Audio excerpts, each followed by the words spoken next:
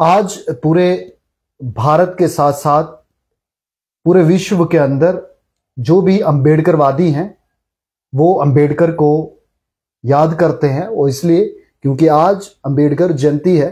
जी हाँ, बाबा साहब के मानने वाले लोगों ने आज सेलिब्रेशन भी की और जगह जगह पर प्रोग्राम्स भी हुए। कहीं जगहों पर बहुत ज़्यादा इन्फ्लुएंस है बी आर अम्बेडकर जी का। और जम्मू कश्मीर की अगर बात की जाए तो जम्मू कश्मीर में भी जगह जगह पर प्रोग्राम हुए। डोडा की बात करें तो डोडा की अलग अलग जगहों पर भी प्रोग्राम हुए, चाहे वो स्कूल्स की बात की जाए या और कम्युनिटी लेवल पर की जाए या ऑर्गेनाइजेशंस जो हैं जो बाबा साहब को मानते हैं, भीमराव अंबेडकर की आइडियोलॉजी को मानते हैं, उन्होंने जो है प्रोग्राम किए और हमने आपको दिन भर दिखाए भी जहां जहां हम पहुंच पाए। अभी हमारे साथ में डोडा के म्युनिसिपैलिटी के फॉर्मर वार्ड काउंसलर या काउंसलर जो यहाँ से हैं नगरी से, वो हमारे साथ में रमेश कुमार जी हमेशा अपनी बात रखते हैं और आज भी जो है वो ये भी एक प्रोग्राम में गए हुए थे आज दिन भर। तो अभी शाम के समय इनसे भी चर्चा करेंगे कि ये गुस्से में भी है और वो गुस्सा जो है क्यों है वो भी जानेंगे आज के दिन में, और साथ ही में क्या कुछ कहना चाहेंगे तो इनसे बातचीत करते हैं। रमेश जी, आपका स्वागत है टीएलआर न्यूज में। सबसे पहले टीएलआर न्यूज की जानिब से समस्त भारत को आज 134वां बाबा साहब का हम जन्मदिन मना रहे हैं, जो कि हिंदुस्तान बहुत बड़ा देश जहाँ के डेमोक्रेसी की मिसालें दी जाती है, तो उसकी ड्राफ्टिंग कमेटी के चेयरमैन होने के नाते, आर्किटेक्ट होने के नाते, इंडियन कॉन्स्टिट्यूशन के फर्स्ट लॉ मिनिस्टर होने के नाते मैं अपनी ओर से आपके टीएलआर की जानिब से समस्त देशवासियों को उनके जन्मदिन की बहुत बहुत शुभकामनाएं कामनाएं देना चाहता हूं।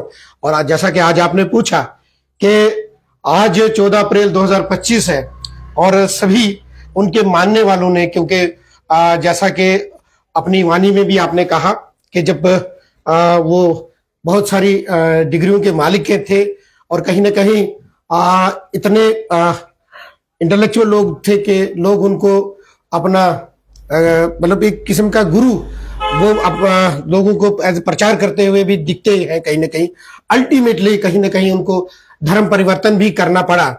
तो बड़ी सारी चीजें हैं, बड़ी सारी उनको डिसरेस्पेक्ट से भी गुजरना पड़ा, क्योंकि समाज का ताना बाना हर जगह आपके साथ नहीं चलता है, क्योंकि इंटेलेक्चुअल लोगों को हमेशा अच्छी चीजें परोसने में बहुत ज्यादा समय लगता है या उनको इनकलकेट करने में, जहां के समाज में वंचित लोगों को, शोषित लोगों को, समाज के कुछ सेल्फ स्टाइल लोगों को प्रताड़ित किया जाता था कुछ सेल्फ इंटरेस्टेड लोगों की जानिब से। तो वो कहीं ना कहीं आज भी हमें दिखता है, क्योंकि आज आपने कहा कि 75 सालों से या जब से आजादी हमें मिली थी, जब से ये राइट्स हमें कॉन्स्टिट्यूशनली दिए गए थे या रिजर्वेशन की हमें दी गई थी, तो कहीं ना कहीं उनकी वायलेशन या उसका एग्जीक्यूटिव पार्ट हमें 2% मिला है। कहीं ना कहीं हम लोग, कुछ लोग मानते भी हैं कि रिजर्वेशन जो है वो खत्म होनी चाहिए, लेकिन सब सवालों पे बात करेंगे। जैसे जैसे आप पूछेंगे तो उसी तरह से हम लोग जवाब भी देंगे, ताकि आपके चैनल से मैं भी देखने वालों का भी ये निवेदन करना चाहूंगा कि हमारी जो भी वार्तालाप होगी एक पॉजिटिव अप्रोच में हो और एक रेस्पेक्ट में हो, तो that is good, I think so. लेकिन आज जो आपने कहा कि आप गुस्से में भी हैं, और वो गुस्सा हमें दिखा भी कि आपके कमेंट्स भी हमने देखे जी कि आपने कहीं पर कमेंट्स किए हैं, तो क्या है उसका थोड़ा स्पष्टीकरण करें। देखिए, अक्सर हमारी कम्युनिटी को, खास करके दलित समाज को, कुछ ऐसे लोग हिप्नोटाइज करना चाहते हैं जिनका कंट्रीब्यूशन और जिन्होंने इलेक्शन टिकटें खरीद के लड़े थे, और आज जब वो अचानक नमोदार होते हैं और ये कहते हैं कि जितना भी खर्चा होगा मैं वो सब खर्चा करूंगा। कहीं ना कहीं आप टिकटें खरीद सकते हो, लेकिन समाज को आप नहीं खरीद सकते हो, क्योंकि ये मोबिलाइजेशन का काम आप अकेले नहीं कर सकते हो। इसमें आपको 24/7 पब्लिक के काम करने हैं। जो दिखता है वो बिकता है।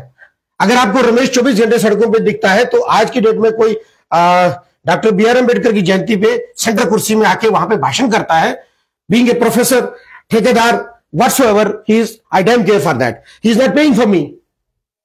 I'm not his servant. I'm the servant of the public. मैं जितना काम करूंगा, अभी मैं छोटी सी गिनती कराऊंगा अपने 2018 से लेकर 2023 की टेन्योर में। एक तो जो अपनी मेरी कंट्रीब्यूशन है, जो जिस समाज के लिए मैंने काम किया, उसमें बहुत बड़ा रोल मल्टी पार्किंग का है, जो कि पूरे समाज में, पूरे डोडा जिला में दिखती है। और ITI के लिए लैंड घाट रोड पे हमने अलॉट की, पॉलिटेक्निक के लिए हॉस्टल की लैंड, ITI वाली हॉस्टल लैंड, पॉलिटेक्निक की लैंड, पार्क जो कि 17.5 लाख का था, उसमें से कंप्लीट हो चुका है। और फॉरेस्ट डिपार्टमेंट में हमने सेंट्रल डिपार्टमेंट को 34 लाख का प्रोजेक्ट दिया था, जिसमें 14 लाख का इन्वेस्टमेंट हमने कर चुके हैं। उसका लैपटॉप काम भी चलेगा। और जवाहर विद्यालय में 40 बच्चे 6th क्लास में एंटर करते थे, लेकिन गवर्नमेंट के साथ, DC साहब के साथ मैटर टेकअप करने के बाद आज 80 बच्चे 6th क्लास में एंट्री ले रहे हैं। इसी हिसाब से हमने डोडा ब्रिज जो है, डोडा ब्रिज टुवर्ड्स GMC, वहां पे 27 लाख का प्रोजेक्ट वहां पे कैटल पॉन्ड वगैरह का दिया था, उसमें से उसका काम कंप्लीट हो चुका है।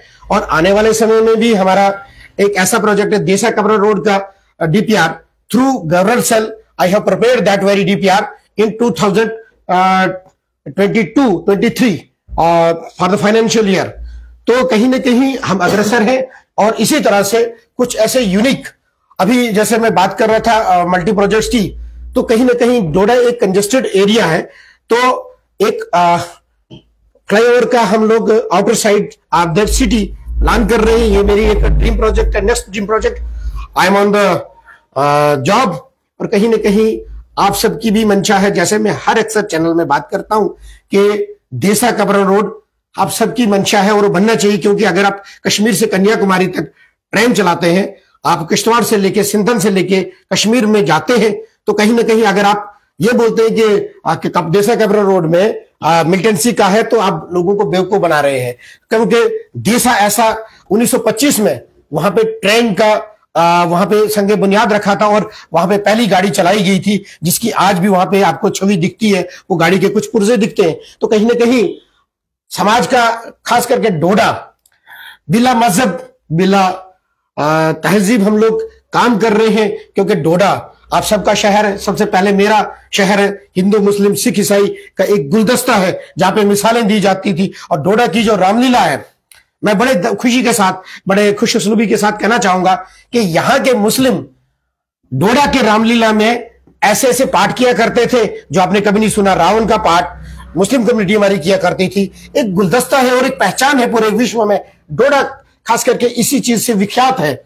और जैसे मैं कल भद्रौह में गया था वासुकीनाथ जी के दर्शन करने, तो कहीं ना कहीं आज के डेट में भी भद्रकाशी वाले लोग की पूरी मान्यता हमारे नाग देवताओं के ऊपर है। आज भी जो गाठा के वो जो हमारा गुप्तगंगा है, कहीं ना कहीं पांडवों का वास रहा है। और ये जो धरती है, खास करके चंद्रभागा और भद्रकाशी, ये देवताओं का एक स्रोत रहा है। यहाँ पे उन्होंने भक्ति की है और हमें भी प्रेरित किया कि हम लोग भी भक्ति के मार्ग पे चलते हुए लोगों को प्रेरित करें कि हम बिना मजहब लोगों की खिदमत करें।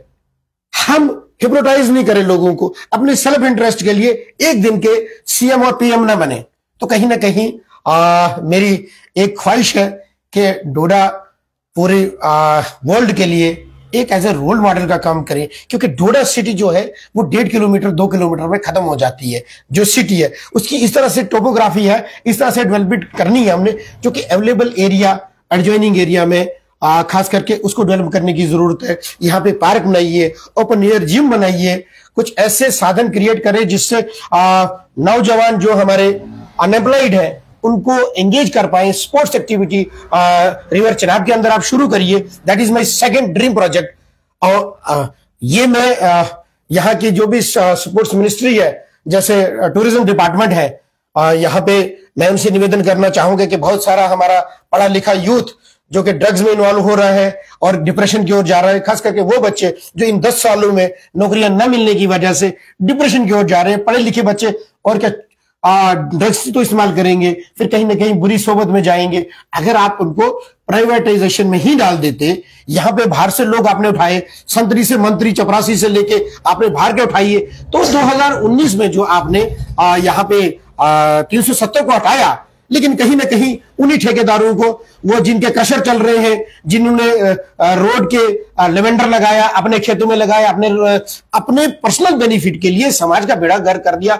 एक कॉन्स्टिट्यूंसी के दो कॉन्स्टिट्यूंसी कर दी। खास करके डोडा रीजन की बात करूं, जो डोडा सिटी की कॉन्स्टिट्यूंसी थी वो रिजर्व थी, कहीं ना कहीं एक के दो फाड़ कर दिए। एक जगह पे की डेवलपमेंट नहीं की, जब से वो विधायक थे तब भी वहां पे डेवलपमेंट की। आज कहीं 5 लाख दे रहे हैं 3 किलोमीटर के ब्लॉक टॉप को। वो लोगों को बेवकूफ बनाने की क्यों आप कैसी कर रहे हो? आप लोगों को बेवकूफ मत बनाइए, क्योंकि आज का जो वोटर है ना, वो बहुत तेज है आपसे और आपकी हर हरकत को ध्यानता है। कहीं ना कहीं मैं एक जगह का भी चेयरमैन, दूसरी जगह पे चेयरमैन, तो ये चीजें एक आम पब्लिक को उसको दुखी करती है। तो आपको क्यों दिक्कत हो रही है? आप भी कहीं के चेयरमैन बनना चाहते हैं? भैया मैं कह रहा हूं कि हर बंदे को मौका दो ना जो कैलिबर रखता है। मैं ये कहना चाह रहा हूं कि उस बंदे को जो मौका मिलना चाहिए। नहीं, मेरे को तो परमात्मा ने मौका दिया और I have done as per my expectations and my satisfaction. I am totally satisfied with my work and I will do in dear future also. हम लोगों की अंदर की बात करते हैं, लोगों की जो विशेष हैं, जो उनकी कल्पनाएं हैं, उनको साकार करने की कोशिश करते हैं। भले उसमें हम लोग बहुत अच्छे से कामयाब नहीं होंगे, क्योंकि जब 16 लोग एक साइड होंगे तो कहीं ना कहीं एक बंदा बहुत कम, जितनी भी चाहे मेहनत करे, क्योंकि उसको सर्वाइवल ऑफ द। पहले आपके पीछे जो है एक पार्टी थी जिसका एक नाम था, उस समय इन्फ्लुएंस भी था जी। अभी इलेक्शंस होंगे नए जो जी, तो उसमें आप कैसे परफॉर्म करेंगे? क्योंकि आपके पीछे टैग नहीं है, वो पार्टी वाला टैगिंग नहीं है, तो कैसे करेंगे? क्योंकि वो लोग भी पीछे बैक कैमरा बात कर रहे हैं कि पार्टी थी तो रमेश था, पार्टी नहीं है तो रमेश, अब कैसे? देखिए, इंसान का कार्य करता है, और अगर आपका रिजक है ना, तो कोई भी it doesn't matter for me as well as you.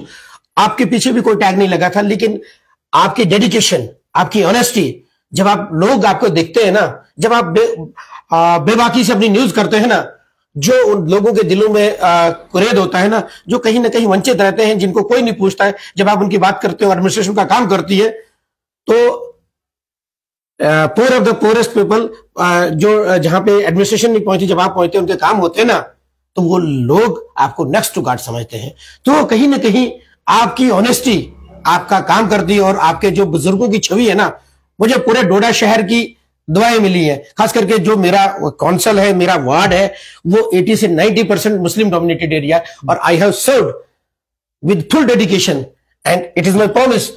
वो बात की बात है, हम इलेक्शन कंटेस्ट करें या ना करें, लेकिन कहीं ना कहीं आज की डेट में जो रमेश ने काम किया है, चाहे कोई भी आ जाए, वैसा काम कभी नहीं कर सकता है। क्यों? कि मैं 24/7 अवेलेबल रहता हूं, चाहे हिंदू हो चाहे मुस्लिम हो, कोई भी इस दर पे, चाहे काश्तगढ़ से आए, कोई कालजुगासर से आए, कोई देसा से आए, कोई भद्रवा से आए, मेरे लिए 24 घंटे आपके दरवाजे खुले हैं। आप कभी भी आके अपनी ग्रीवांसेस लग सकते हैं, और मैं पूरी कोशिश करता हूं फिजिकली साथ जाने की और उनके काम करने की। तो अभी तक आपको कोई दिखा कि आपकी टक्कर में कोई आने की कोशिश कर रहा है, या जैसे इलेक्शन होंगे तो वैसे पैराशूट से आ जाएंगे?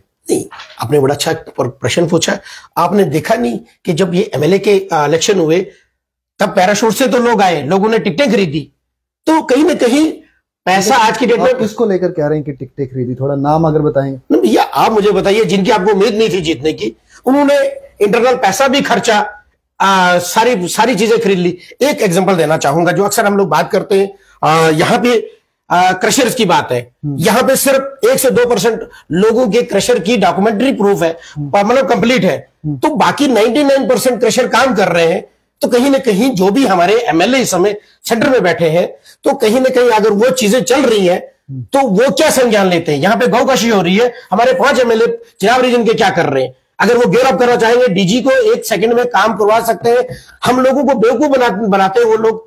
हम लोग सड़कों पे बैठे और वो वहां पे आइसक्रीमें खाएं और बिरयानी खाएं बैठ के, तो हम लोग सड़कों के धरना दे एडमिनिस्ट्रेशन के खिलाफ, वो 1 सेकंड में सारा गियर अप कर सकते हैं। Why there is a militancy, why there is security threat to the Jammu and Kashmir, specially Chenab region? क्योंकि आप लोग निकम्मे हैं, जो आपने काम नहीं किया। जब आपको कोई घेर अप करता है असेंबली के अंदर, तो आप उसको चिल्लाते हैं, जो जय श्री राम और ये क्या बोलते हैं, वैसे नारे, उससे काम नहीं चलेगा भैया। व्हाट एग्जीक्यूशन यार? मेरे स्कूलों में टीचर नहीं है, मेरे डॉक्टर नहीं है, मुझे क्या करना जीएमसी को? वहां के डॉक्टर और पैरामेडिकल स्टाफ इस तरह से बैठे हुए जैसे चीफ सेक्रेटरी बैठे होते हैं। Nobody is going to take. आपने वॉशरूम देखे हॉस्पिटल के? हमारा सुपरिटेंडेंट, हमारा सीएमओ, आपने पिछले दिनों देखा एक बीडीसी ने यहां पे आपको एम्बुलेंस दी। Where is ambulance? Who is the responsible for that? हाँ, परसों लोगों ने नारे दिए, वहां पे डी साहब का कोई रोल नहीं बनता था, लेकिन फिर भी डी साहब ऐसे कटसी काल गए। तो कहीं ना कहीं हमें भी सोचना चाहिए कि भाई एक डीएम आ रहा है तो कहीं ना कहीं हर चीज को टाइम लगता है, और कहीं ना कहीं कुछ चंद लोग सिस्टम को हिप्नोटाइज करना चाहते हैं, और आई एम अगेंस्ट दैट। अगर हम लोग ऑटो वालों के लिए उठते हैं, अगर हम समाज के अच्छे काम के लिए उठ सकते हैं। वहां पे भी हमने देखा कि कुछ लोग आए, जैसे उन्होंने देखा कि भीड़ है, मीडिया है, तो वो लोग ऐसे बीच में कूदे कि जैसे कोई बेनिफिट है उनका, कि कोई क्लेम दिलवा देंगे हम आपको, या कुछ ऐसा कुछ दिलवा देंगे। मतलब पैसा, मतलब मरती जगह से भी पैसा किस तरीके से निकलेगा, या किस तरीके से जो मरेंगे इनको क्लेम दिलवाएंगे, उसके लिए जो है कूदे हुए थे। सर, लास्ट ईयर भी जो एपिसोड हुआ था कि पैरामेडिकल स्टाफ ने कहा था कि हमें कोई लोग मारने के लिए आता। I was the first person to met the superintendent साहब। मैंने कहा आज तक डोडा के किसी शहरी ने पैरामेडिकल स्टाफ को करके बात नहीं की। जब आप विदाउट यूनिफॉर्म अपनी ड्यूटी परफॉर्म करते हो, और वो काम करने वाले लोग कभी नहीं बोलेंगे। जो छुट्टियां मारते हैं, जो अपने ड्यूटी से कोताही करते हैं, वो वहां पे अपने आप को 30 बार खान समझते हैं। हमें सब पता है, बीइंग ए लोकल। हमारी जो सीआईडी है ना, इंटरनल सोर्सेज है ना, वो उनसे बहुत तेज है। अगर हम उनको रेस्पेक्ट करते हैं तो दिस डजंट मीन कि हम उनकी जो नेग्लिजेंस वो करते हैं, आउट ऑफ ड्यूटी रहते हैं, तो हमें पता नहीं है। हमें सब कुछ पता है, क्योंकि ऐसे टीचर यहाँ पे एमएलए की मेहरबानी की वजह से, जिनकी ड्यूटी गुंदरा में है, वो लोग यहाँ पे सिटी में बैठे हुए हैं। वो क्या कर रहे हैं यहाँ पे?